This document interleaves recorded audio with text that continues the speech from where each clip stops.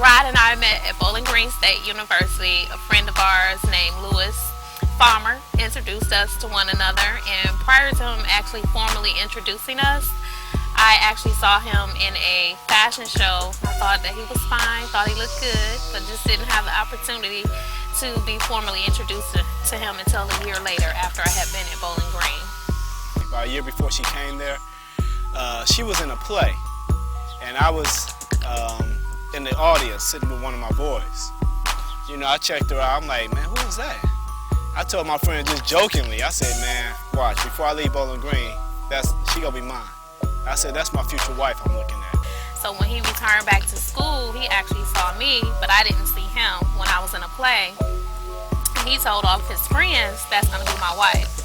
And they all laughed at him, because at the time I was talking to someone else on campus, and they all laughed, and they were like, you'll never get her, she'll never talk to you. And he was like, just watch what I tell you.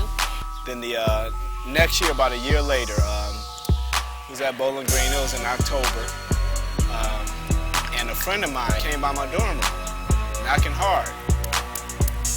real hard. And I broke up with the person. I, at that point, was just tired. I didn't want to talk to anybody. I didn't want to be bothered. And it's just really funny when you just move yourself out the way and just let go. That's when God ultimately does things His way. And at that point, like I said, Lewis, who introduced us, he had came over and he said, I have this person I want you to meet. And I was like, I'm not interested. So my cousin and him drugged me up the stairs, and by one arm and one foot each. And I was like, okay, I'll walk, because initially I didn't want to go. I'm like, man, what do you want? You know, because I'm getting ready to go out, you know, just hang out with my brothers. My brother room with me at Bowling Green. We'll just get ready to hang out a little bit. He was like, I got somebody that you gotta meet. So he opens up the door, and standing there is Falanda, the woman that I actually had been had eyeballed about a year prior to that.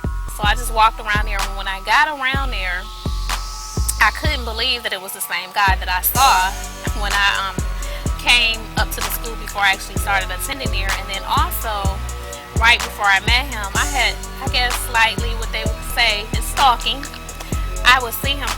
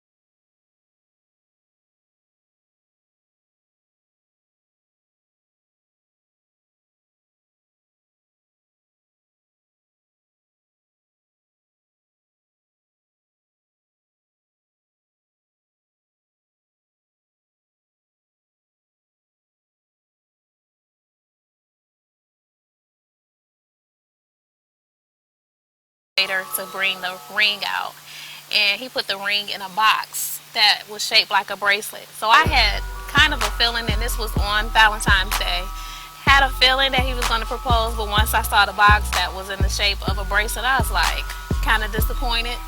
And when I opened it, it was a ring, and he got down on one knee.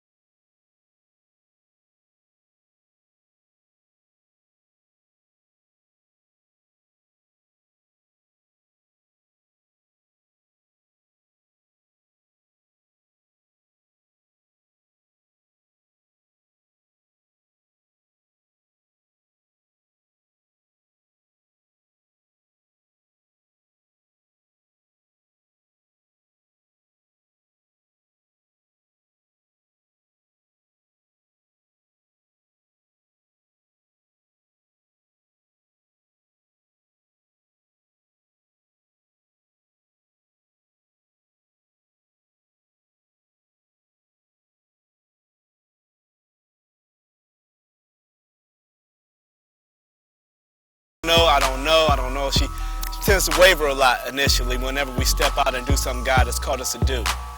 So just getting her to stay with the path and stay on goal is probably the most difficult thing with Falanda.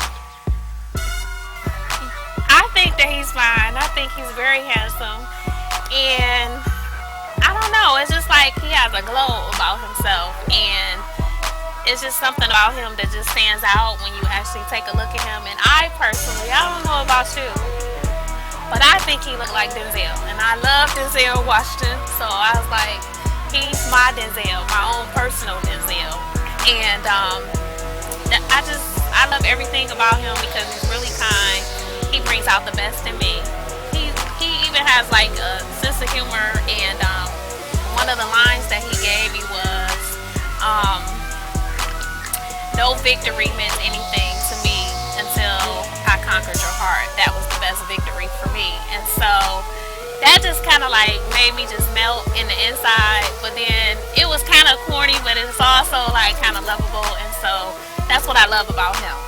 Um, I wouldn't do anything differently. I wouldn't rather be with anyone other than him with going through this. And it has been really wonderful. It's been really great. And it's really awesome just how we've been able to just sustain even through difficult times. But for the most part, it's been easygoing, very fun, an adventure, and I would say it's awesome. I wouldn't trade it for nothing in the world. I love being married, and I love having him. And as they say, I'm a ride or die type person. I'm not going to jail for him, but not that he would do anything to cause that, but I'm basically there. I'm committed to the very end. Falanda, Janae Collins, what did I do to deserve you? The Father has shown favor on me. How do I know this? I know this because the Father loved me enough to lend me one of his angels to be my wife. You are everything that I have wanted, and I want to provide you with everything that you will ever need. The first thing is love, which is most important to me. Next, I am fully committed to you. I am all the friend that you will ever need, all the provider that you will ever need. What I am saying is that I am all the natural man that you will ever need. Notice I said natural. You are precious, loving, kind, gentle, compassionate. I can go on, but we'll be here all day. You mean the world to me. I am here to stay. Just to show you a small token of appreciation, I wanted to give you a small gift, which is one of many to come. Te quiero mucho, mi amore.